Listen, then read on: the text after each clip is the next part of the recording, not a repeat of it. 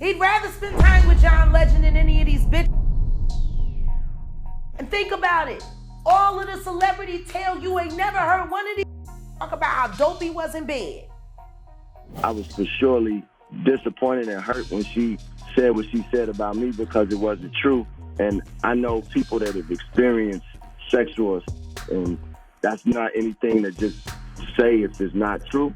Jaguar Wright has come out all guns blazing in a recent interview after she revealed who Common has secretly been sleeping with. Has anybody ever said anything about this man's sexual prowess? Has anybody ever said he's a good lover? They always say he's a nice guy. He's so sweet.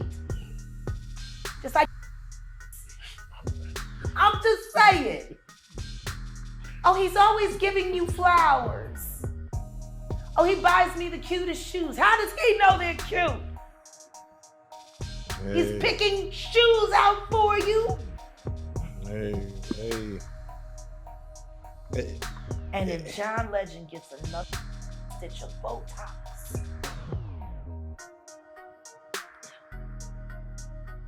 straight men don't worry about these things.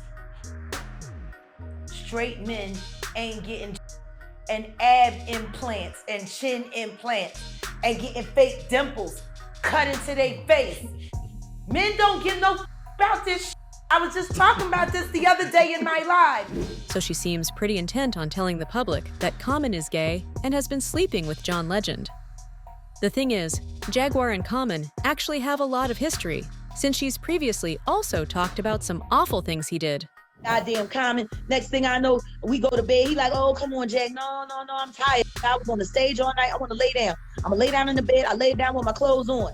You know what I mean? I'm a rape survivor. I know how to buy myself a little time. You know what I mean? Just in case I try to get out of hand, you gotta pull my pants down. By the time you get my pants down, I promise you I'm hooking off in your jaw. That's how I grew up. That's how I grew up. The next thing I wake up this morning, I feel something poking in my face and shit, right? And it's just poking in my face, and I'm like, and I open my mouth, just trying to stick his in my mouth while I'm asleep. Lonnie Lynn, Rashid, Common, whatever the you want to call yourself. That's why I stopped with him. Because if you gonna try to stick your in my mouth while I'm asleep, there ain't nothing you won't do. I don't even know why he running around here, parading around here with all these public relationships that don't never seem to last. When the last time he actually had a real? You was with Serena, that didn't work out. You was with whoever and whoever. You always got, whoever's hot dating you, but that don't last long. He ain't been right since Lauryn Hill left him anyway. Then he got with Erica after I him. He hated my ex-husband for I don't know how long. No matter where we bumped into each other, he wouldn't even look my ex-husband in the face. He would talk to everybody totally real. Let's keep it a beat. Real. This is piping hot, girl. With Erica, and then Erica was jealous of me. That song Booty on that second album, that was about me. She made that at Black Lily in New York. Common, though, soon responded. But I also just understand that she may be going through some things that I don't understand. Very well said, Common. I don't even know what you say to that. I'm just sending love, light, and positive energy to everybody, and I want everybody to heal. Period. Sadly enough, she confirmed that this is way more common in the industry than we previously thought. So that whole experience, like you said, that's some deep thing. Rape, that's deep. You know what I'm saying? I'm tell you something right now. It's common. It is common. That's crazy. So how are these people able to keep going on with the career? What do you mean? Doing these heinous crimes. What do you mean? Like, I'm just saying. You ain't never had a boy that did a whole bunch of dirt and you let him make it? You telling me that never happened? You never had somebody in your life who you know was dirty, who you know did dirt, and you let him make it? I see what you're saying, but think about that on a corporate level. Right. She went on to talk about how men have continued to enable people like Common. R. Kelly was the first corporately sponsored pedophile in the United States.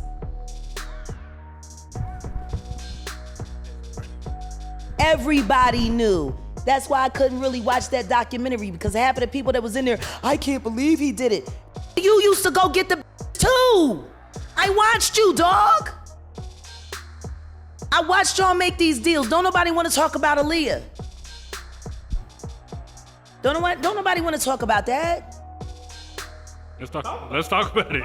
There's certain things about that I won't talk about. I'll let Dame Dash talk about it. See, that's his business. Okay. And when he's ready to talk about it all, I'll corroborate every word that he says. But it's not my story to tell. But it's real. It's real. How does a 14-year-old girl get married and no adult in the family knew? Unless, I'm just saying. I heard you say something earlier to the effect of... It's awful what they did to that woman. It's awful. She was amazing. Aaliyah was amazing. Yeah, she really If she was. had been alive now, there's a lot of people that wouldn't have jobs. Funny how that worked out for some people. You know, one thing I learned about in jail, when I was in jail, fighting, clear my name, I learned how to move around. See, when you in county jail, you want to really survive and be cool, you gotta learn how to move people around. I would never wish this career on any woman. There's only 3 different kinds of careers in this world where a woman's safety and respect for her body are totally disregarded. Strippers, sex workers, and female entertainers. We are treated no different than prostitutes. Those are powerful words from Jaguar, and she has always been someone who's spoken against the cabal of power at the top. How many more R. Kellys are in the industry that we don't know about? At least 25 that I can confirm and will confirm in my documentary, Digging Up the Roots. Because as I'm doing my investigations and vetting the victims that are coming to me and speaking to me, there are overlapping stories in at least 15 different camps right now. Are they A-listers? Yeah, 2/3 of them are A-listers. Wow. Can we get an example of one of the stories? You ain't got to go too deep, but just a general synopsis. Like with Bill Cosby, it was always I had a survivor told me that she was sold from one rap crew. You hear me? I said crew, because that's what the they are, for real. From one rap crew to another for $500 in a beat. This is what she said about Diddy 3 years ago. But he's effective at his tools. He messed with all of their lives. All of them. All for the optics, all for the glory of Bad Boy. A label that did nothing but destroy artists and groups. Yes. Talk about it. And he's still making money to this day off of all of their catalog. Yep. I gotta ask you this. What else Shout did out Puffy to put Mother up? Wallace. Yes. May Biggie That's rest in the peace. true hero. That's the true hero in the Biggie Smalls story. Valletta Wallace. Yeah. But even when it comes to Diddy, let me ask you something. I don't want to talk about him. You don't want to talk about him? I ain't got good to say about him. I call him the devil. Am I somewhere close? I'm going to tell you a true story. The Bad Boy Summer Tour, I think it was like 97, 98. It was a big deal. Everybody was on the roster. They came to Philadelphia. Back then, it was called the First Union Center before it became the Wachovia Center, before it came the Wells Fargo Center. Okay. That goes to show you how long I've been doing this. So we were sitting backstage and another label executive was standing next to me. And this was when Puff was doing the whole gospel moment in the middle of, you, we the shit. He did it on the award show. Had Faith singing gospel while he was, worship me. While I'm the shit. But a record executive said to me, if this place go up in flames right now, the only motherfucker that will survive is that. He said he a shepherd for the devil. He treats his women worse. Did you see anything in particular? I've seen things. I've seen videotapes. What's on these videotapes?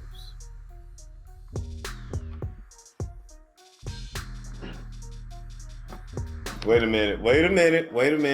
Take another sip of that. See, Talib, I got my nails done. Wait, Now nah. you can start trolling on my page and telling me I need to get my nails done, Talib. We gonna get on him next. Let me ask you: did Cassie escape or did they break up?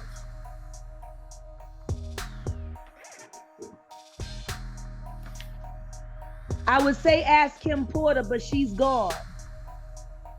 How did he get that casket so quick for Kim? I would say ask Kim Porter, but she's gone. And that book she was writing is gone too. The manuscript.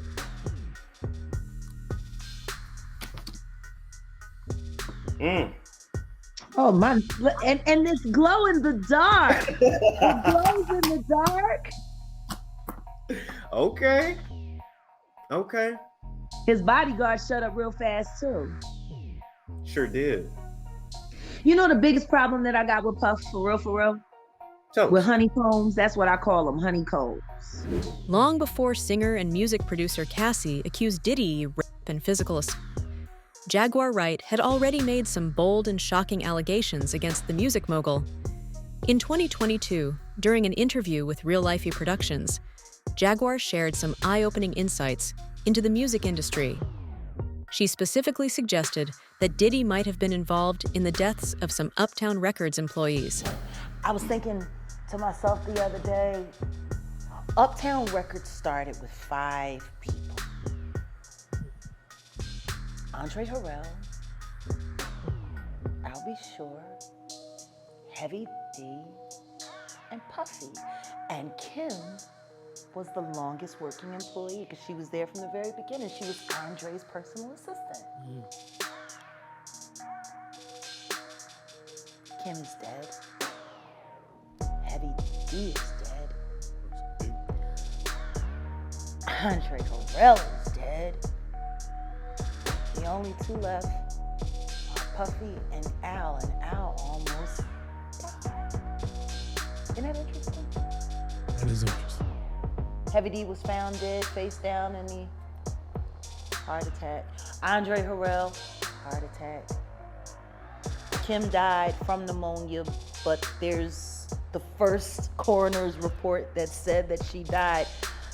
It was ruled a homicide, and they found toxins in her body to prove that she had been poisoned. You know, they have poisons that create heart attack and pneumonia-like symptoms. And then right after that, Al had a meeting, and I was gonna meet up with him because we were in Vegas, and then the next thing you know, you wanna know what they all had in common though? The survivors and the late of Uptown Records, they were all writing tell-all books. Andre was writing a book right before he died.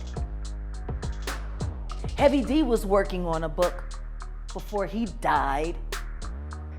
Kim Porter was working on a book before she died.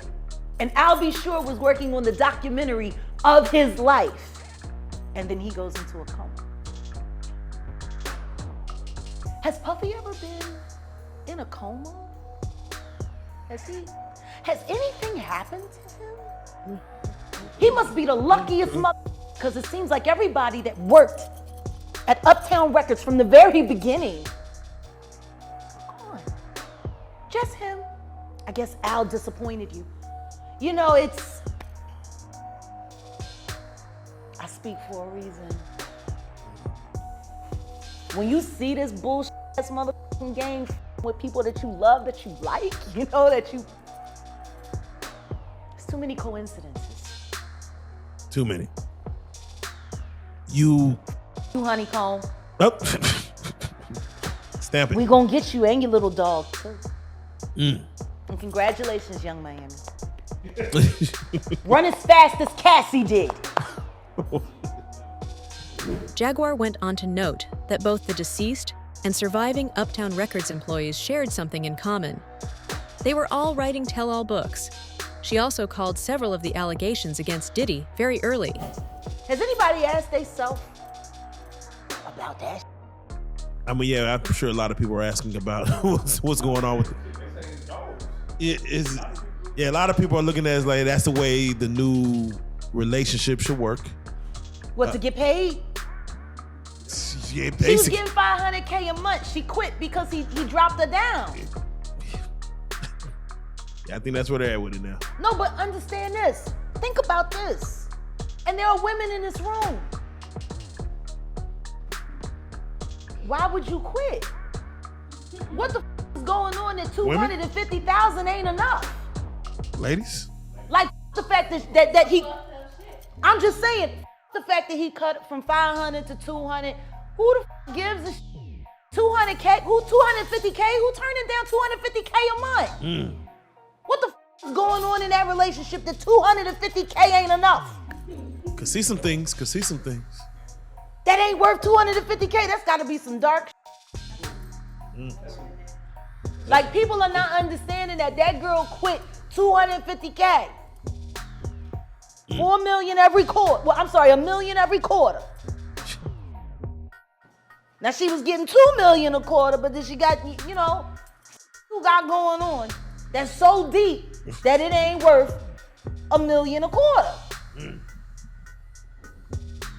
They told a story about Cassie one time, and she was saying someone had asked her why she cut her hair, and she was like, well, Diddy said he just liked it that way. And they said when she answered the question, it was like she was in a trance. Like she was just like, I just don't know. Diddy just said he would like my hair this way. And they was like so in awe, like how she didn't even have a thought about it. It was just what he wanted. That's how he operates. He has people followed. He has people watch. He does all kinds of. He's a piece of. Too much money. I feel bad for the kids. Like, don't think that there aren't moments when I'm speaking honestly about that that I pray that his children don't hear it. Because that's still their dad. I know what it's like to have a baby with a f***ed up small. As much as I can't stand my ex-husband, I would never want my son to feel bad about either one of us being his parent. You know what I mean? Like, exactly. I would never want that. Exactly. But their father is the devil. He the devil. Hold that thought. Why do you think T.D. Jakes was at Puff Daddy's birthday party?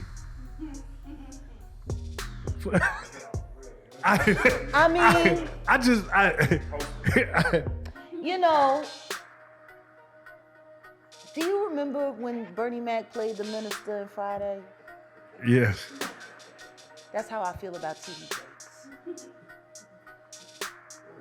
Like, that's how I see. Oh, Miss Parker, come to pray. But for him to be at a Diddy party? So she definitely seems to know what she's talking about. Her allegations about Common and John Legend are interesting, though, because the two certainly have history. Very interesting. Common himself is quite an interesting character. He has always been very public about the women he's dated. Perhaps too public, almost like a facade. You've had a lot of high-profile relationships. Yeah. You mentioned Serena thing. Yeah. When I met you, you were just broken up with Erica. Yeah. Taraji P. Henson as well. How is it having these types of, being a celebrity yourself and the other person being a celebrity as well, and every move is, in the media, every time you go out, it's in the pic, there's photos and everything else like that. How difficult is it to have a relationship in that type of environment? Well, it's not difficult until it becomes bad, really, to be honest. It's like when everything is good, you kind of know how to protect it, even if it's people chatting about, chatting about like, well, man, nah, they shouldn't be together and this and that. When the love is there, you know, like you really in the relationship, you don't care what nobody's saying. Right. But when things is a little shaky, like that negative energy and negative talk kind of affects the relationship too.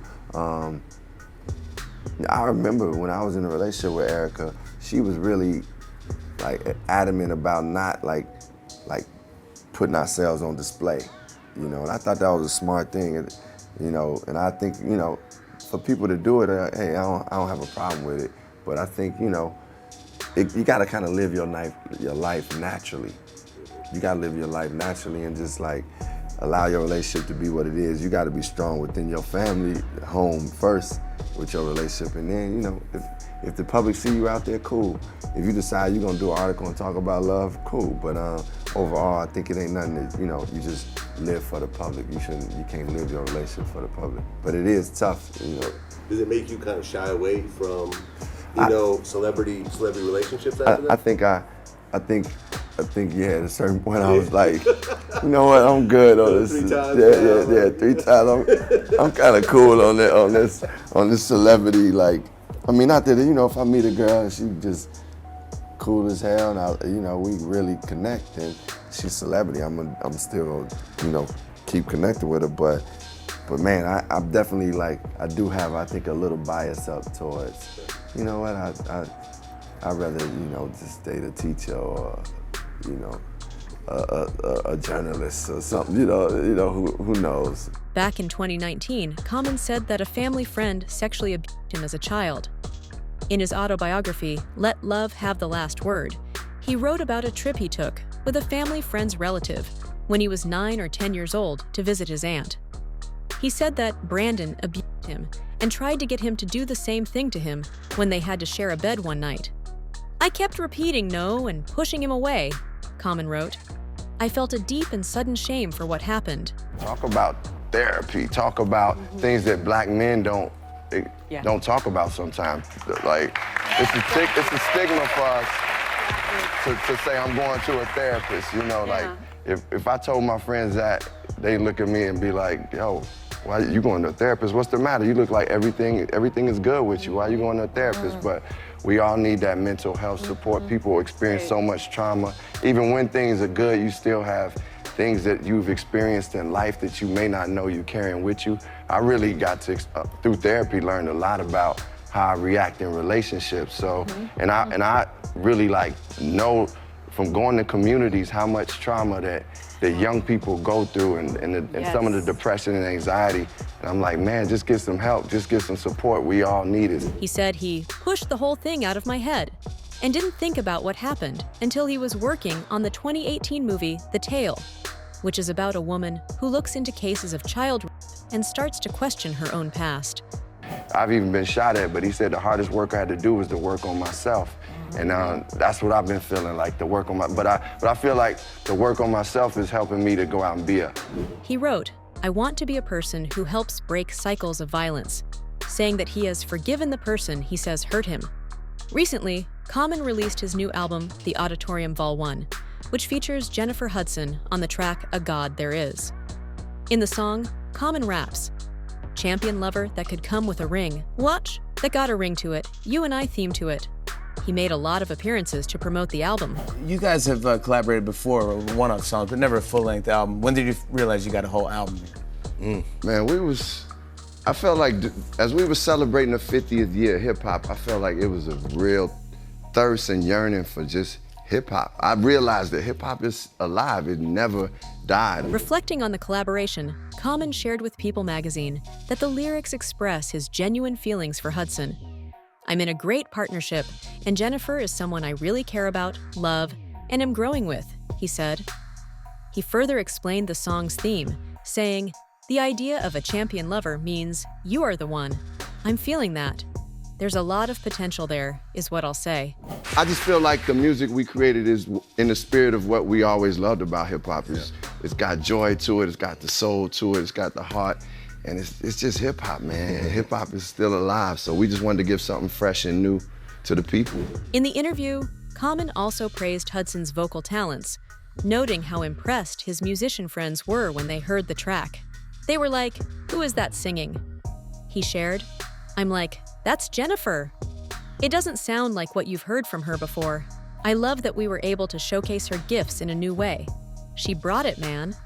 The pair, who had been close friends for over a decade, confirmed their relationship when Common appeared on The Jennifer Hudson Show in January 2024. But is it real? Let us know in the comments below.